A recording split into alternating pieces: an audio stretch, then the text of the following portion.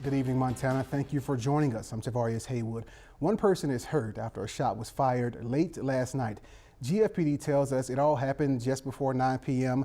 in someone's house near the 1100 block of 1st Avenue Southwest, but there's no danger to the public. The police have not said whether or not they're investigating this as a crime or the events that led up to the shooting.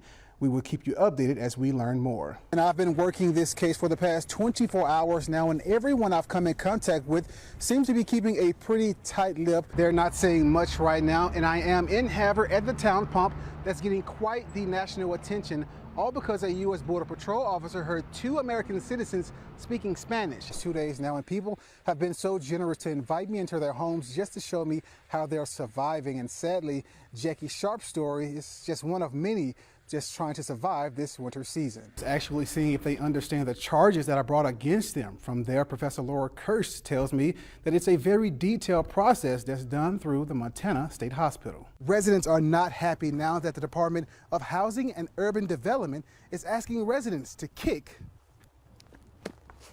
a bad habit. I did speak with MDT, and they are doing everything they can to get roads cleared and safe. Now, just last week, a dog was found shot and skinned just outside of Great Falls, and today another dog was pulled out of the Missouri River with what appears to be a gunshot wound. Now, this marks at least the 3rd dog found shot in the last month. Now, we do want to warn you that some of the images you're about to see could be disturbing. Grocery shopping, it's something that we do almost every day, whether we're just stopping by just to pick up a few items. But for people in rural communities, it might not be so easy. But for the folks in Cutbank, things just got a little easier. And with less than 2 days until Election Day, Senator Jon Tester rallied in Missoula this afternoon with several other candidates as a final push before the voting polls close. Hundreds showed up to downtown Missoula to show their support for several Democratic candidates running for office. Incumbent Senator Tester, who is running for another term in the U.S. Senate, rallied alongside U.S. congressional candidate Kathleen Williams and Supreme Court candidate Rex Rent. Senator Tester highlighted the importance of voting and how a vote for him, by extension, is a vote for veterans. Depending on the driver you talk to, they say that driving conditions aren't that bad, but others say this is some of the worst driving conditions they've seen in years.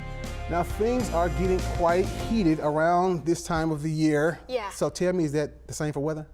Not heat, unfortunately for me. Actually quite cold. I'm not excited about it at all. We're going to be below freezing for highs this week. Crews have been on scene battling this blaze now for the past 2 hours. Now, this home is located on 7th Street South and 6th Avenue South. Now, there is no official word of any injuries. As we creep closer into winter, many of us noticing our evenings getting darker quicker. But according to Cleveland Clinic psychiatrist Mirka Sanders, there's a difference between winter blues and seasonal affective disorder, or SAD.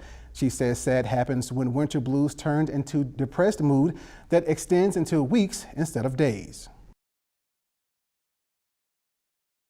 It was really scary. The 3rd time when he asked me a ride, I knew I was being followed.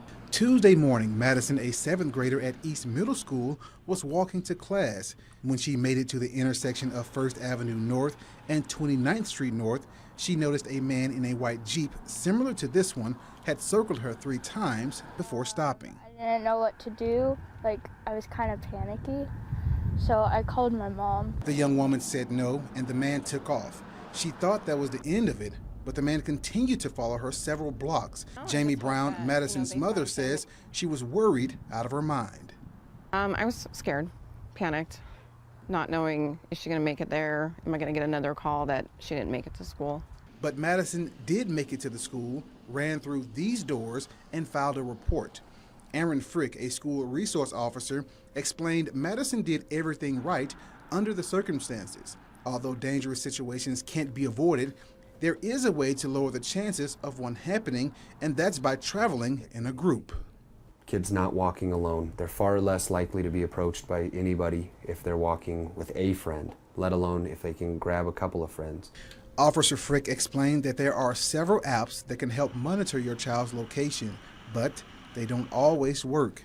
He suggests sticking to the old-fashioned way. Have your parents on your speed dial, or if you're comfortable, put the school in which you attend's main office. Overall, he says there's no such thing as being too safe. He warns parents and students to listen to each other. It's not about being tough. It's not about being brave. It's about being smart and getting where you need to go safely and back every day, because we all have people in this world that love us. Last month, the Great Falls Housing Authority started their smoke-free policy. This policy says you must smoke 25 feet away from all public housing and administration buildings. The executive director of the Great Falls location says it's to help better control public health. Well, the number one, to increase the quality of inside air would be the reason, and the other thing would be damage to units. And this was a HUD mandate. Public housing authorities basically, we didn't have an option. He says in some cases, the damages from smoking in or around units could be pretty severe. You have to go in and you have to do a pre-treatment to pre-treat the walls before you can actually go and then put the paint on top of it. Which he says costs them almost $1,000 per unit. Sandy Sinclair, who's been living in public housing for 3 years now and a smoker for all of her life, says she understands the policy of not smoking inside of her home, but outside of her home is a bit far-fetched.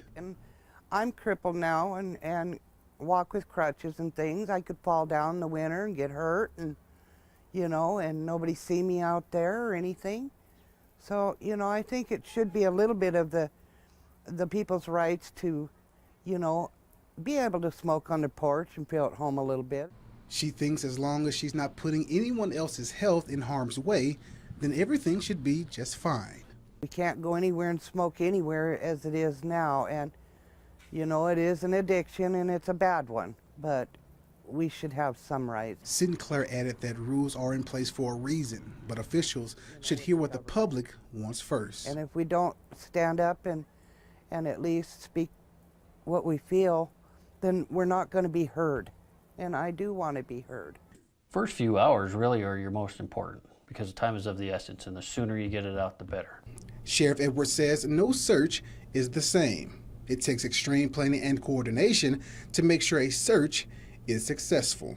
Then we just start rolling and start investigating, as in last seen, do they have credit cards, they have a cell phone, things like that. I start pinging cell phones. Edwards is head of the Cascade County Sheriff's Search and Rescue Team and says one of the biggest contributions to finding a person are leads. That could be anything from the person's last text or the last known location. He says even if you think you've seen a person, report it. So, you have to have your community involved. And like I've always said, we are few, but with the community support, we are many. And that's what we rely on, the community. We really do. Deputies aren't the only ones who are investing their time into finding missing people. Most members of the search and rescue team are volunteers who dedicate their time and resources. Rescuing hunters. So a lot of our search and rescue folks will use their own snowmobiles. So that's really a cost to them too. So you got a volunteer that has some money backed by the county, but plus they're putting in their own money. Be thankful we live where we live, because we've got dedicated people like that, and it's amazing. But a life is much more valuable than any amount of money. County commissioners they understand the importance of the search and rescue, so they fund them. They've done some fundraisers and rely on donations. The money's there, but in my opinion, it's well worth it. If you can save somebody and rescue somebody, it's well worth it. Sheriff Edwards says even though some people have been missing for decades, until they are found, the sheriff's office will do everything they can to help. I've got people. You will always have the cooperation of my office till the resolution, and even after the resolution of the case.